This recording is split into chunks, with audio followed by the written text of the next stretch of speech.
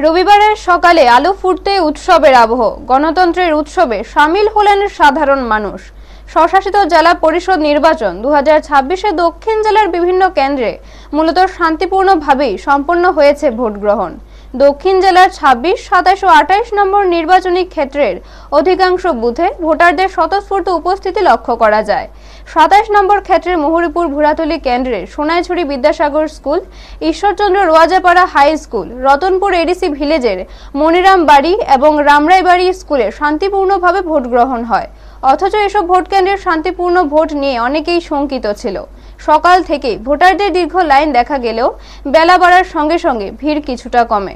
18 থেকে 80 বছর বয়সী ভোটারদের পাশাপাশি নজর কেড়েছেন 110 বছরের এক বৃদ্ধ, যিনি নিজে পায়ে হেঁটে নাতি নাতনিদের সহায়তায় ভোট দিতে আসেন।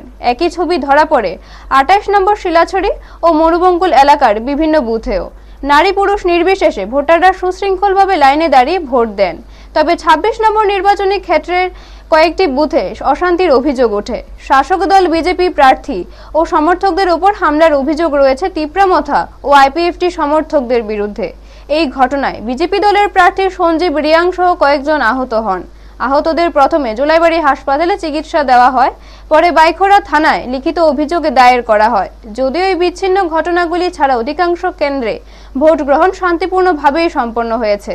প্রায় সব বুথেই বিজেপি তিপ্রামথা ও সিপিএম এর এজেন্টদের উপস্থিতি ছিল এবং বড় ধরনের কোনো অভিযোগের সামনে আসেনি। ভোটকে ঘিরে সাধারণ মানুষের মধ্যে কিছুটা আশঙ্কা থাকলেও শেষ পর্যন্ত ভোটাররাই শান্তিপূর্ণ পরিবেশে সেই ধারণা ভেঙে দিয়েছেন। উৎসমুখর পরিবেশে সম্পন্ন হয়েছে ভোট গ্রহণ। এখন জনগণের রায় বন্দি ব্যালট বাক্সে। সবার নজর ফল ঘোষণার দিনের দিকে। ব্যুরো রিপোর্ট, নিউজ তৎকাল 24। আমি আজকে সকাল থেকে প্রত্যেকটা ভোট কেন্দ্রে ভিজিট করতে বেরিয়েছিলাম, তো সবই ঠিকঠাক আছে।